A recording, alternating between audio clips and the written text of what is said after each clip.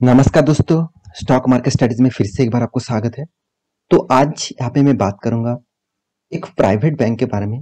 देखिए private industries में मतलब प्राइवेट बैंकिंग इंडस्ट्रीज में जितने सारे कंपनीज है उनमें से नंबर 1 पोजीशन में है एचडीएफसी बैंक, उसके बाद है आईसीआईसीआई बैंक, उसके बाद है कोटक महिंद्रा बैंक, उसके बाद है एक्सिस बैंक, उसके बाद जिसका नाम आते हैं वो है बंधन बैंक। मगर अभी देखा जाए तो कोटक बंधन बैंक से पहले जिस कंपनी का नाम आगे आ चुका है वो है इंडसइंड बैंक। तो बंधन बैंक देखा जाए तो इंडिया का 6th नंबर प्राइवेट बैंक बन चुके हैं। तो इस बैंक के बारे में आज बात करूंगा क्योंकि कंपनी ने इस बार जिस तरीके से क्वार्टर 4 का रिजल्ट किया, मुझे लगता है फ्यूचर में अगर इस तरीके से रिजल्ट होते रहे तो वो इंडसइंड बैंक को फिर से पीछे कर पाएंगे और एक अच्छा खासा पोजीशन भी बना पाएंगे। क्योंकि कंपनी के ऊपर पिछले दिनों में ही आप चार्ट पैटर्न देखेंगे तो अराउंड 7 to 8% मतलब जंप देखने को मिला। तो इसके पीछे कोई ना कोई तो लॉजिक होगा। तो एक्चुअली लॉजिक क्या है कंपनी का Q4 का रिजल्ट। कंपनी ने इतना शानदार रिजल्ट करेगा, मार्केट को एक्सपेक्टेशन नहीं था इतना शानदार, और सारे के सारे रिकॉर्ड ब्रेक कर दिया। जितने दिनों तक आप इस कंपनी ने रिजल्ट किया, जितने बार मतलब जितने क्वार्टर में जितने सालों में जो रिजल्ट करते आए थे और उस सारे रिकॉर्ड को ब्रेक कर दिया। तो इतना शानदार परफॉर्मेंस होने के बाद इस कंपनी के ऊपर क्या करना चाहिए, क्या निवेश करना चाहिए, क्या इस कंपनी से अभी मतलब निवेश है तो क्या होल्ड करना चाहिए, इस तरीके से बहुत सारे क्वेश्चन आ चुके हैं। तो चलो एक एक करके मैं पूरा डिटेल्स क्लियर करूंगा, तो वीडियो को लास्ट तक देखिएगा। और हाँ, जितने सारे दोस्त अभी तक आपने सब्सक्राइब नहीं किया तो जाकर फटाफट सब्सक्राइब कर लीजिए। किस बात की इंतजार कर रहे हैं, क्योंकि आपको इस तरीके से इन्फॉर्मेशन में डेली बेसिस बहुत सारे कंटेंट के माध्यम से आपको देता रहूंगा। मेरे चैनल को सब्सक्राइब करिए, बहुत सारे वीडियोस आपको मिलता रहेंगे। हाँ, आप मेरे कुछ मतलब गलतियां भी हो तो आप मुझे कमेंट जरूर करिएगा, मैं उसको सुधारने के लिए 100% कोशिश करूंगा। तो साथ ही साथ अभी तक डीमैट अकाउंट ओपन नहीं किया तो उसका लिंक आपको नीचे मिल जाएगा, जाकर जाकर आप चेकआउट कर सकते हैं, फ्री ऑफ कॉस्ट है। साथ ही साथ आप इंटरडे लेवल में काम करते हैं निफ्टी बैंक निफ्टी में, उसका भी लिंक आपको नीचे मिल जाएगा। तो चलो देख लेते हैं आज के स्टॉक के बारे में। तो सबसे पहले मैं कंपनी के पिछले दिनों के चार्ट पैटर्न के टोटल चार्ट पैटर्न के बारे में बात करूं तो 5 दिनों का चार्ट पैटर्न आपके सामने ओपन करके रखा और 5 दिन में अराउंड आपको दिखा रहा है 7.60% का तेजी। देखिए 7.60% का तेजी, और वो भी सिर्फ 2 दिन में हो गया। यहाँ पे 1 दिन और यहाँ पे 2 दिन। देखिए मार्केट आप देख चुके हैं पिछले दिनों में बैंक किस तरीके से गिरावट हो गया था, और कल भी मतलब मार्केट किस तरीके से रिएक्ट किया था, तो आज भी किस तरीके से रिएक्ट किया आप देख चुके हैं। मगर स्टॉक में देखिए कंटिन्यूअसली तेजी हो रहा है। इसका पीछे तो रीजन यही है ना कुछ तो अच्छा हुआ है जिसके लिए इन्वेस्टर पहले से ही इस कंपनी के ऊपर एग्रेसिवली बाई कर रहा है। तो एक्चुअली जो रीजन है वो है कंपनी का Q4 का रिजल्ट। बहुत शानदार रिजल्ट किया। तो चलो सबसे पहले नजर उसी के ऊपर डालते हैं। तो यहाँ पे मैं रिजल्ट के ऊपर आ चुका हूँ, जो पीडीएफ अपलोड किया गया है मतलब एनएससी के वेबसाइट में, बीएससी के वेबसाइट में। तो वो पीडीएफ उतना क्लियर नहीं है, फिर भी मैं आपको एक एक करके पूरा बता दूंगा और लिख के भी दूंगा।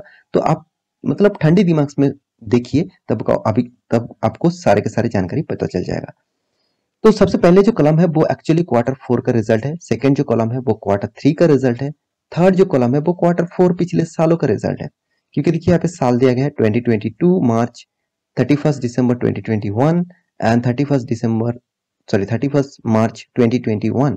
इसका मतलब रिजल्ट आपको टोटली मतलब अलग अलग मतलब सेक्टर वाइज मिलेगा, सेक्टर वाइज अलग अलग मतलब क्वार्टर बेसिस मिलेगा। तो देखिए टोटल इनकम के बारे में बात करूं तो कि बैंकिंग का मेन इनकम होते हैं इंटरेस्ट। इंटरेस्ट के बाद वो इन्वेस्टमेंट भी करते हैं, आधा उसको डिविडेंड भी मिलता है, आधा मतलब रिजर्व बैंक से उसको एक्स्ट्रा बेनिफिट भी मिलता है। तो उसको सारे इंटरेस्ट भी मिलता है, उसको सारे के सारे जोड़कर कंपनी के टोटल जो इनकम है वो अराउंड 4,83,596। जो पहले था कितना 4,12,094। पिछले सालों में कितना था 3,70,000। इसका मतलब यही से ही एक नजरिया चेंज होना स्टार्ट हो गया कि कंपनी ने इनकम जबरदस्त किया, जबरदस्त पॉजिटिवली इनकम किया। अभी देखना है कंपनी का एक्सपेंस कितना हुआ। देखिए एक्सपेंस बहुत इंपॉर्टेंट पार्ट होते हैं। इनकम जितना भी कर ले, अगर एक्सपेंस ज्यादा हुआ तो आपका कंपनी किस तरीके से बचेगा। अब वोडाफोन आइडिया का भी देख लीजिए, जिसका में इस बार सबसे ज्यादा कंपनी ने इनकम किया, सबसे ज्यादा। मैं आपको वीडियो बना के दिया, आपने नहीं देखा तो प्लेलिस्ट में जाइए और सर्च करिए वोडाफोन आइडिया, आपको मिल जाएगा। तो देखिए इस बार बहुत शानदार इनकम होने के बाद भी इसी बार कंपनी ने सबसे ज्यादा एक्सपेंस भी कर चुके हैं। इसका मतलब उसका 1 लाख रुपया शायद उन्होंने इनकम किया था और कंपनी के एक्सपेंस हो गया वो 2 लाख, तो अराउंड आपको हाथ में बचेगा क्या? -1 लाख। तो यही मैं बात आपको सिखाना चाहता हूँ। इनकम होने से कुछ भी फायदा नहीं होता अगर कंपनी के एक्सपेंस कंट्रोल में नहीं है तो टोटल एक्सपेंडिचर के बारे में बात करूँ तो 2,31,000, इसका मतलब कंपनी जो इनकम किया उससे बहुत कम एक्सपेंस किया। जो पिछले क्वार्टर में 2,17,000 था, पिछले सालों में भी सेम टू सेम अच्छा खासा बेनिफिट देखने को मिला। और यहाँ पे लास्ट मतलब पिछले सालों के जो क्वार्टर था वो 2,05,800 था। इसका मतलब पिछले सालों में भी कंपनी ने कंट्रोल किया था। तो ये था कंपनी का इनकम और एक्सपेंस। अभी कंपनी का टैक्सेस बाकी है और भी बहुत सारे एडजस्टमेंट बाकी है। तो उसको देखने से पहले सबसे जो चीज मुझे बार बार देखने को सबसे ज्यादा मैं वो चीज देख लेता हूँ। जब भी कोई रिजल्ट आ जाता है मैं सबसे ज्यादा जो चीज मैं सबसे पहले देखता हूँ वो है कंपनी का प्रोविजन। प्रोविजन बहुत बहुत इंपॉर्टेंट होते हैं क्योंकि प्रोविजन जितना कम होगा उतना ही कंपनी के लिए 5 स्टार रेटिंग वाला परफॉर्मेंस होगा। तो देखिए प्रोविजन बहुत बहुत कंपनी ने कंट्रोल किया, मात्र 471, जो पहले था 80,571, जो पिछले साल में था 1,50,796, सॉरी 69। इसका मतलब कंपनी ने प्रोविजन इतना कंट्रोल किया और इसी बेसिस से स्टॉक में रॉकेट बन गया। स्टॉक 8% तक इसी बेसिस से भागा। देखिए मार्केट हमेशा एक्सपेक्टेशन करते हैं रिजल्ट किस तरीके से होगा, उसके साथ मार्केट ये भी एक्सपेक्टेशन करते हैं उसका प्रोविजनिंग कितना कम हुआ। देखिए प्रोविजनिंग का मतलब है कंपनी के हाथ में कितना पैसा आएगा। जो उन्होंने लोन दिया था वो लोन डिफॉल्ट होने वाले थे, वो लोन डिफॉल्ट होने के बाद भी कितने लोगों ने पैसा दिया और मार्केट में अभी कितना पैसा पड़े हुए हैं जो वो बैंक को नहीं मिलने वाला। तो वो जितना कम होगा उतना ही कंपनी के लिए अच्छा खासा है ना। तो इसलिए देखिए बहुत बहुत कम हुआ और ये मुझे बहुत शानदार 5 स्टार रेटिंग वाला परफॉर्मेंस देखने को मिला। मुझे भी मतलब बंधन बैंक का इस तरीके से रिजल्ट देखकर मुझे बहुत शानदार लगा। तो उसके बाद भी देखिए कंपनी का profit, net profit for the period तब देखेंगे तो यहाँ पे देखिए नजरिया कुछ चेंज हो गया क्योंकि उसका प्रोविजनिंग कम हो गया, उसका इनकम भी ज्यादा था, उसका एक्सपेंस भी कम था। तो इसलिए कंपनी देखिए शानदार कंपनी प्रॉफिट किया 1,90,000 अराउंड, आप कहेंगे तो 1,900 करोड़ का।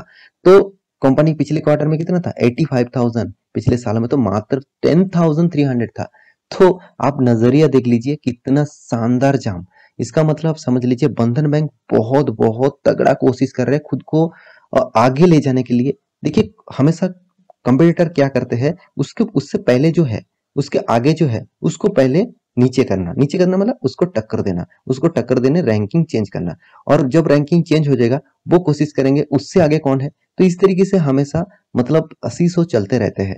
तो देखिए इसके लिए कंपनी को काम अच्छा करना पड़ेगा, कंपनी का बिजनेस बढ़ाना होगा, कंपनी का बिजनेस को ग्रोथ करना होगा, तभी वो अच्छा खासा लेवल में पहुंच पाएंगे। तो देखिए कंपनी का और एक चीज आपको बहुत मतलब ध्यान से देखना है वो है कंपनी का एनपीए। तो कंपनी का नेट एनपीए जो है परसेंटेज हिसाब से 1.66, जो पहले था 3.1 और पिछले साल में था 3.51। इसका मतलब एनपीए भी बहुत शानदार कंट्रोल किया कंपनी ने। एनपीए एंड प्रोविजनिंग ये दोनों चीज बैंकिंग के लिए बहुत इंपॉर्टेंट मायने रखते हैं।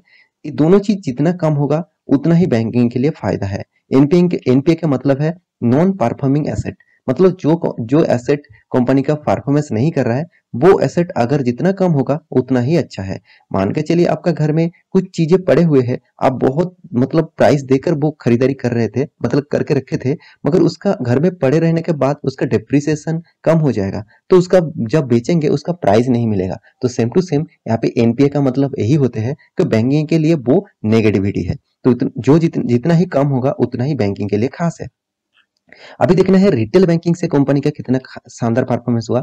रिटेल बैंकिंग से भी शानदार तेजी देखने को मिला। 4,16,000 जो था पहले 3,61,000, पिछले साल में था 3,23,000। तो हर पैरामीटर यहाँ पे कंपनी के ऊपर पॉजिटिव है। तो क्या अभी इस कंपनी के ऊपर निवेश करें? देखिए कंपनी के ऊपर निवेश करने से पहले कंपनी के पैरामीटर देखना जरूरी है।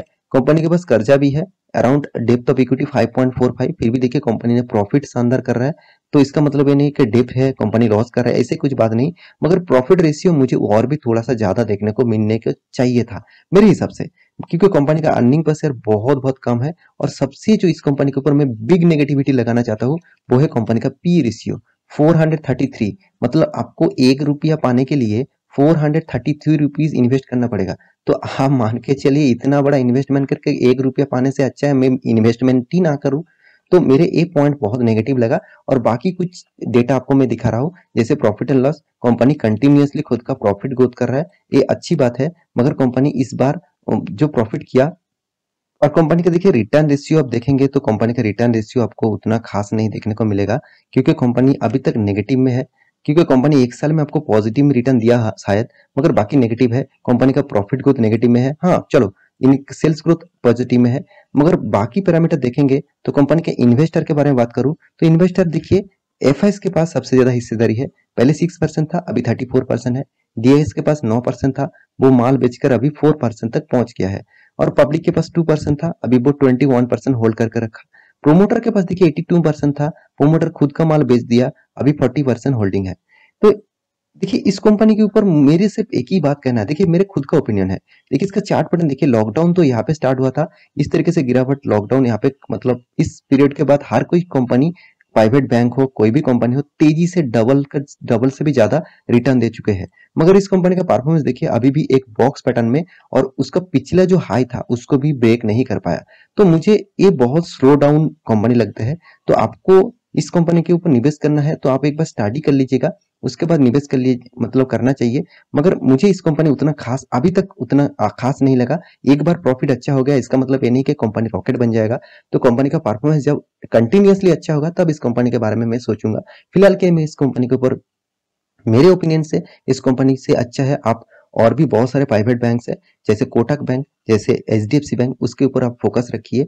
वो कंपनी आपको अच्छा खासा फायदा दे सकते हैं। देखिए मेरा कोई रिकमेंडेशन नहीं है, आप एक बार स्टडी करना तो आपको पूरा डिटेल्स क्लियर हो जाएगा। तो आशा करता हूँ सारी जानकारी आपको मिल चुका है। मेरे वीडियो अच्छा लगे तो लाइक करना, दोस्तों के साथ शेयर करना, चैनल को सब्सक्राइब भी करना। मिलते हैं नेक्स्ट टॉक लेके, तब तक के लिए अच्छे से रहिए, अपने ख्याल रखिए, बाय बाय।